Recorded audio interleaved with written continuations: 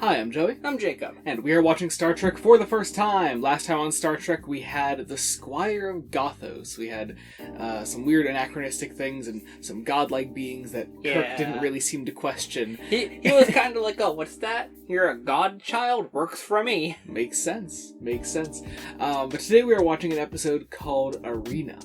It's probably the most generic title thing I've heard so far. Part of me's hoping for like a DC Comics War World type thing, you know? Like this gladiator ring. Yeah, like a gladiator world. That's the first thing I thought of too. Yeah. But I guess we'll see. I don't know. I'm pretty excited though. We took a little break between last episode and this one as far as recording goes. Obviously it's no different for you guys, it's just week to week. Right. But I'm really excited to get back into it. So we're about to get into post-episode thoughts in a minute. Be sure to join us then. We're about to watch Arena. So I wanted to bring this up because I pulled up the Wikipedia page just before we started recording. Sure. Apparently this episode is based on a 1944 short sci-fi story of the same name by Frederick Brown, who actually gets credited at the end there, which is why I was looking it up. And I just think that's really interesting. Really? Yeah. Also, interestingly, because I obviously have Wikipedia up, this episode makes a couple of our lists that we've been talking about, the top 10 Star Trek episodes. Alright. So this comes in at number 10 on IGN, number 7 on both Newsweek and Den of Geek, and on Hollywood.com's 2013 list, it comes in at number 2. 2? Which I think is very generous. Right? My goodness. I mean, it was good. It was a good episode. I really liked it, but like... I'm not sure it was number 2 worthy. Second best of all time? On the same list, on the only list that had Galileo 7, it's above Galileo 7. Oh, and I think that's weird. What? Yeah. But anyway, that was Arena, and it was very good, actually. I very much enjoyed it. I mean, probably because the original source material is also probably very good. Yeah, and now I actually really want to read that. I wonder if it's like published in any modern short story collections.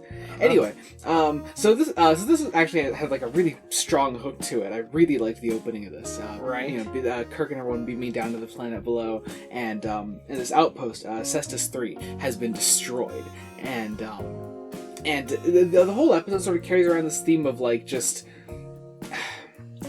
Not a cycle of, not a cycle of revenge, I would say, but a cycle of just constantly going after those you feel threatened by.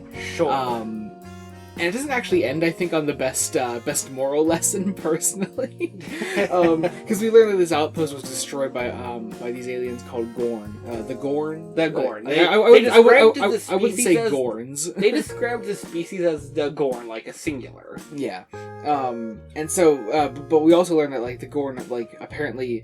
That outpost was settled by humans, and it was apparently Gorn space to begin with, so they felt threatened, so they destroyed the humans there, and so Kirk then started going after the Gorn ship, and then they settled on this planet where they were forced to fight each other, and in the end, Kirk goes...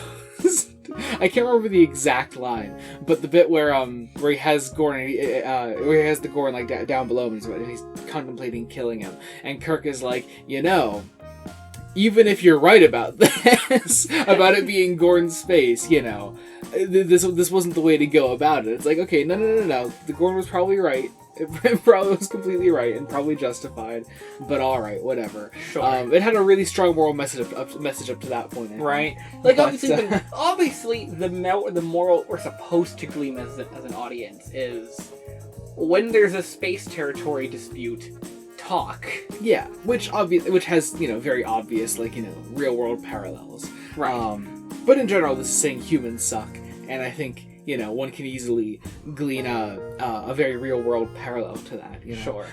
So there's that. Because I mean, Kirk at the end says something about humans being one of the most promising predatory species in the universe. Mm-hmm. You know who I wish we saw more of?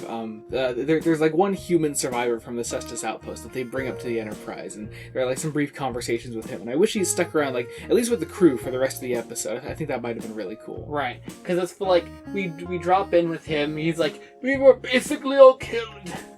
Yeah. And that's all we saw. Yeah, pretty much. But no, I wish we saw more of him, because we get it, the episode is just about Kirk. Like, after he gets down to the planet with the Gorn, and they're locked in that fight for the rest of the episode, the rest of the crew does fuck all. Right. They're basically sitting and watching the same footage we are. Yeah, and they're contemplating, what Kirk could do and what Kirk is doing, and, I don't know, I don't see why we couldn't have the Cestus survivor up there. Right. There's also this red shirt that dies at the beginning of the episode, but Yeah. then apparently he doesn't, because he's in, the last shot of the episode. It's weird. I don't know. Could have been a complete fluke. Maybe he of the actor being in the wrong spot even. Yeah, really weird. But I don't know. Whatever. So yeah, I wish we saw more of him. But the Gorn costume I wanted to talk about, because my god, I love that thing.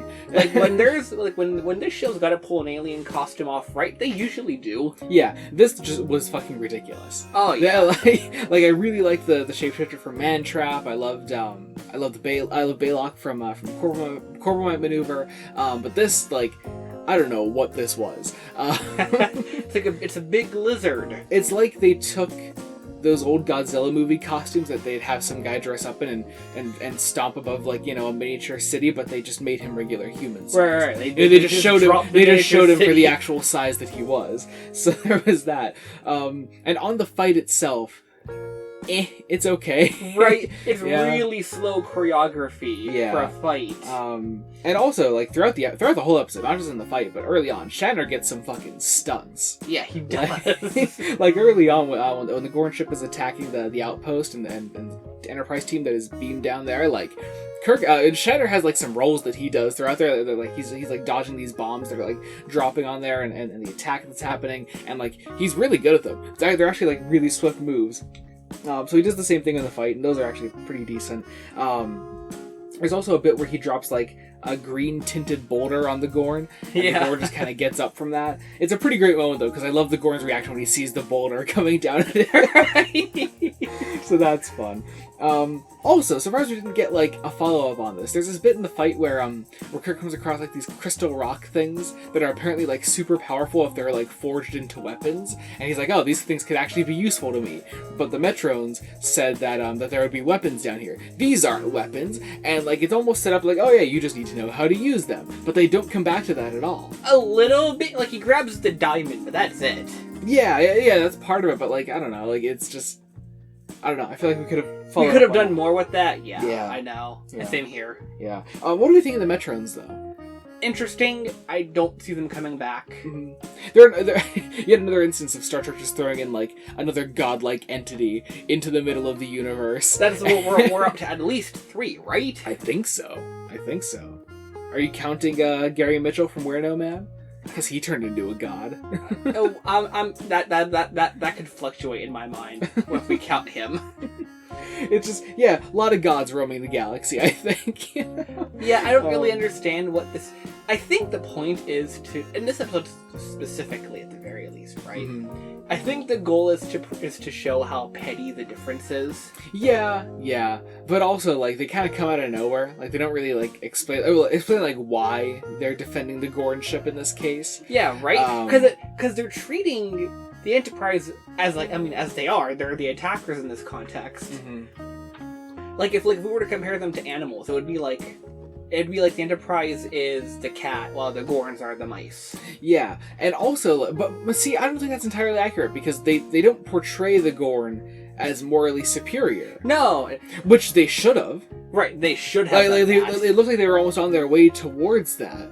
But then Kirk was no. The outpost was right to be there. Right. He doesn't actually acknowledge that there was a human fault there. Right, and what is it? Spock brings that up. That maybe they're the ones who are wrong. Yeah, they bring that up briefly, and then Kirk has a line at the end of the episode where he's the human race has potential in 1,000 years. And Spock's 1,000. Yeah, and it's a fun little ending, but also Kirk is the whole episode is we're almost acknowledging the fault of the human throughout this episode, but then we don't. Right, and I think because we portray the Gorn as more savage than Kirk in the end. In the end, Kirk is the morally superior one that chooses not to kill the Gorn. it really should have been the other way around in my mind. Yeah. Although I did actually really like it. I thought it was really clever the how he makes like the little homemade rocket thing. Oh yeah, that made a lot of sense because you saw me when I was putting it together. Well, yeah, you put it together. You were like, oh, it's sulfur and whatever other element was there. Potassium nitrate. Yeah. And when Spock says that's potassium nitrate, I was like, oh shit. Yeah. So you put that together, and I was like, oh, that's really cool, and you got it right, and that's exactly what they did, and it was a really cool moment. But that just gave Kirk the opportunity to be able to, like, you know, stand on his high horse and be like, I will not kill you. I am the better one here. Right. And it was just kind of a dickish moment. I don't know. I wasn't into it. Like, listen, I liked the episode. It was good. It was. I kind of wish it had a different moral outcome. Mm-hmm. Because then I think it would have struck home more. Yeah. Or at the very least, I felt the episode should have ended with the Gorn ship contacting the Enterprise or something. Yeah, I agree. Like showing that what happened on the planet has repercussions outside of that battle. Yeah, I agree. But what are you gonna do? That's about it. I don't know. It was good though. I mean, I don't think it deserves to be like as high on that one list as it is. You 2 know? is very generous. It's a very possible like top 10 contender, but like it's not that good. I think, you know. I think if I were putting it in a top 10, like off top of my head, it'd be that 7 or 8 position. That's fair. So yeah, I guess that about does it. Be sure to join us next week when we continue Star Trek: The Original Series. Until then, this has been Joey Morgan. I'm Jacob. Goodbye.